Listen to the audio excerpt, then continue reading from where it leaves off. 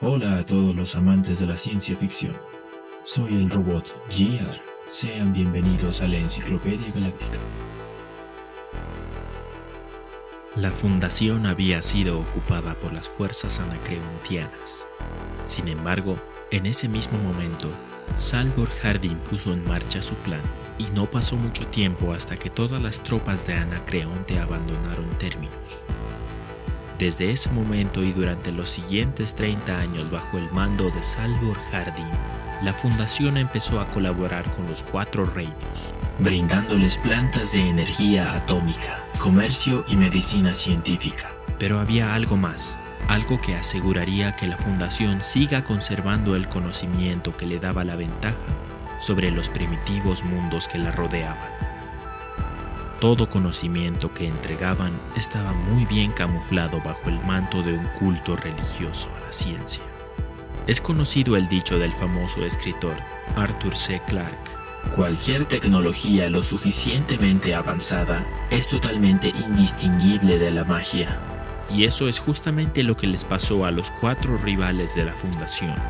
Salvor Hardin supo darse cuenta de que las personas ajenas a la fundación, de los mundos que habían olvidado la ciencia más avanzada, aceptarían más fácilmente todos los beneficios de la ciencia si se presentaba de forma misteriosa. En consecuencia, la fundación había instalado plantas de energía atómica, hospitales con la mejor tecnología y más en los mundos de los Cuatro Reinos. Cada año, Terminus recibía a los mejores hombres y mujeres de los reinos para ser adiestrados en el uso de la maquinaria y la tecnología de la fundación. Todo bajo el pesado manto de los rituales de una religión que consideraba la ciencia como una especie de magia y a la misma fundación como tierra santa. Por supuesto, todo el conocimiento de los adiestrados, llamados sacerdotes, era puramente empírico. Sí que sabían cómo operar máquinas, pero no tenían el mínimo conocimiento de ciencia elemental. Los bárbaros consideraban nuestra ciencia como una especie de magia negra, y era más fácil que la aceptaran sobre esa base. Durante esos 30 años, la fundación tuvo relativa calma y mucha prosperidad, pero como una espada de Damocles, existía la posibilidad de que un reino se volviera demasiado fuerte, o de que dos reinos se unieran y rompieran el delicado equilibrio. Y así, después de esos 30 años, Salvor Hardin, ya viejo, recibió noticias muy preocupantes con la visita de Poli Berisov, agente secreto de la fundación en Anacreonte, que actuaba como embajador y supremo sacerdote en el reino. Anacreonte estaba gobernada por el príncipe regente Wienis, hasta que el heredero legítimo cumpliera los 16 años. La información que brindó Berisov fue que una nave mercante de Anacreonte había encontrado abandonado un crucero de batalla de la antigua flota imperial, y que Wienis quería que la fundación lo reparara. Solo ese crucero de batalla imperial, aunque con alrededor de 300 años de antigüedad, era por mucho más poderoso que toda la flota anacreontiana. El embajador comunicó que Wienis había comentado que si la fundación se negaba a reparar la nave, se vería obligado a atacar. Por otro lado, darle a Anacreonte lo que quería significaría romper el delicado equilibrio y perder la ventaja ante los Cuatro Reinos.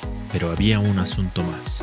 Un grupo de concejales de la fundación había formado un nuevo partido que buscaba una política más agresiva y se había fortalecido mucho, tanto que era muy probable que tomen el control del consejo de la fundación.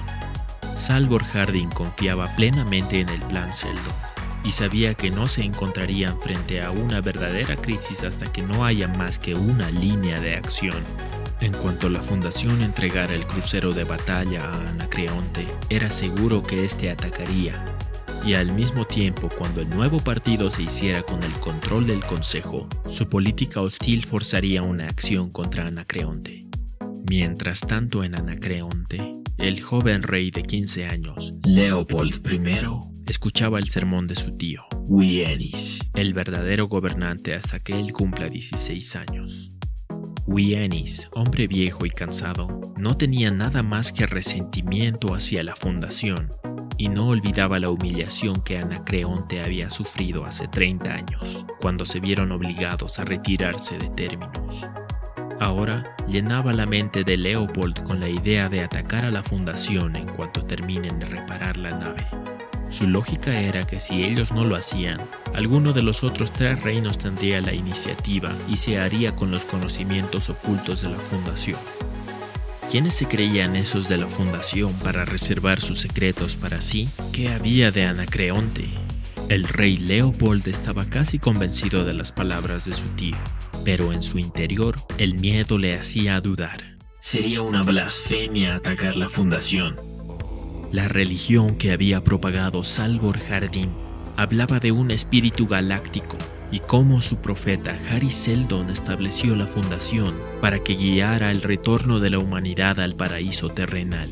Y todo aquel que desobedeciera sus mandamientos sería castigado por toda la eternidad. Pero Wienis no se creía una sola palabra de eso, y se aseguraría que su sobrino rey atacara a la Fundación. Por su parte, Salvor Hardin había decidido visitar a Anacreonte para el día del cumpleaños 16 de Leopold. El mismo día que Wienis, con la nave ya reparada, planeaba atacar la Fundación.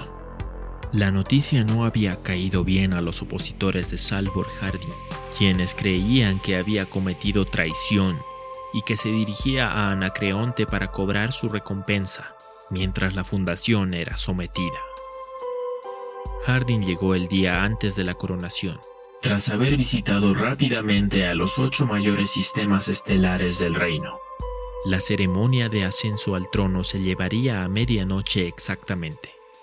Mientras tanto, la celebración había comenzado con un fastuoso baile en un salón del Palacio del Rey, que se llenó de la nobleza anacreontiana y Salvor Hardin. Faltaba 1 hora para medianoche cuando el tío del rey Leopold, Wienis, invitó a Hardin a conversar en privado en sus aposentos. Con la mayor tranquilidad, Salvor Hardin tomó asiento y escuchó con paciencia lo que Wienis tenía para decir. Hace 50 minutos que la flota anacreontiana, incluido el crucero de batalla restaurado, había tomado rumbo hacia la Fundación, con orden de atacar en cuanto la avisten. Salvor Hardin conservaba la calma, y así le informó a Wienis que el contraataque que había preparado se daría a medianoche, sin disparar una sola arma. Porque hace 1 semana que había informado a todos los sacerdotes del reino que justo a medianoche Anacreonte atacaría a la Fundación, el centro de la religión. Los sacerdotes habían convocado a multitudes en los templos, que eran las plantas de energía atómica, para comunicarles de ese infame sacrilegio, y se habían declarado en huelga a menos que el mismo Salvor Hardin ordene lo contrario. Mientras tanto, en el salón principal del palacio, el rey se elevaba como si fuera un dios frente a sus súbditos. Pero la gloria duró poco, porque súbitamente se hizo la oscuridad. La energía eléctrica se había esfumado en toda la ciudad, a excepción de los templos. Wienis fue informado de que el palacio estaba siendo rodeado por la gente de la ciudad, y el supremo sacerdote Poli Verisov estaba a la cabeza, exigiendo la inmediata liberación de Salvor Hardin y el cese de la guerra contra la Fundación. Rápidamente, Wienis tomó del brazo al aterrorizado rey y lo arrastró a sus aposentos, donde se encontraba Hardin. Allí exigió al sereno alcalde que ordene a sus sacerdotes que vuelvan al trabajo. Ordéneselo usted mismo, Wienis, y averigüe quién está jugando con fuerzas demasiado grandes. En ese momento no había ni una sola luz en Anacreonte fuera de los templos. No había ni una sola caloría de calefacción en pleno invierno, excepto en los templos. Ni una gota de agua corría excepto en los templos. Todas las plantas de energía y los hospitales estaban parados. Todas las naves inmóviles en el suelo. La terquedad de Wienis no dejaría que se rindiera. Resistiremos, había dicho. Y después de conquistar la Fundación, todos se darían cuenta de la farsa de su religión. Todo el reino podía estar sin energía, pero aún le quedaba su flota, aún tenía el crucero de batalla. Hardin había preparado con anticipación que el televisor del aposento de Wienis contara con energía, y todavía sin perder la calma, recordó a Wienis que él había mandado a reparar la nave, pero a su manera. Theo Aporat, sacerdote anacreontiano de la más alta categoría, había sido nombrado como sacerdote jefe del crucero de batalla. Conocía la nave porque había trabajado en la reparación de la nave bajo las órdenes de los sagrados hombres de la fundación. Y lo más importante, había colaborado con aquellos sabios en la instalación del más sagrado dispositivo nunca antes colocado en ninguna otra nave, llamado relevador de ultraondas.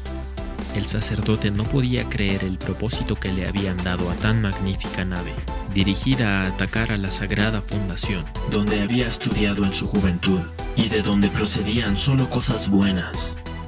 ¿Cómo era posible que el rey permitiera ese acto de sacrilegio? El sacerdote solo podía pensar que era el maldito Wienis quien, a espaldas de su rey, había dado esa abominable orden. Pero sería él quien se encargaría de maldecir esta enferma empresa.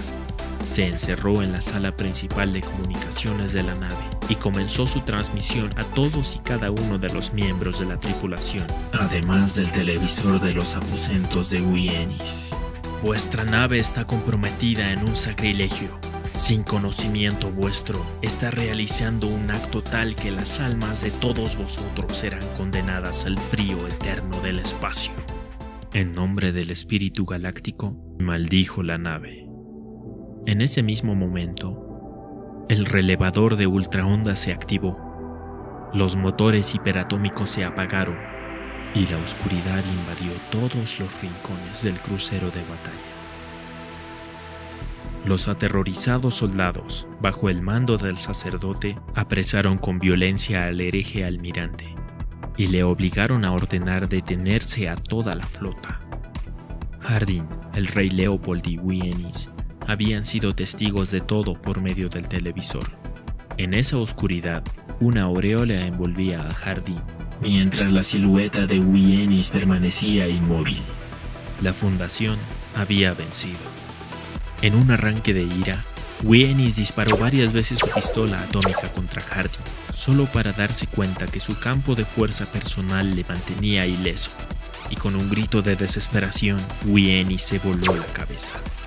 Los 4 reinos firmarían tratados que conferían a la fundación poderes que impedirían para siempre que cualquier ataque parecido ocurriera jamás. Ni siquiera el nombre de Hari Seldon había sido tan vitoreado como el de Salvor Hardin.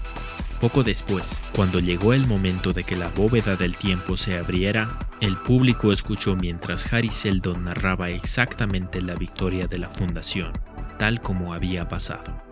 Y eso es todo por este video. Como siempre, si te gustó dale like y suscríbete para más contenido así. ¿Te interesa que hablemos sobre algún otro tema del universo de Asimov? Deja tu sugerencia en los comentarios. Mi nombre es Giar y hasta el próximo video.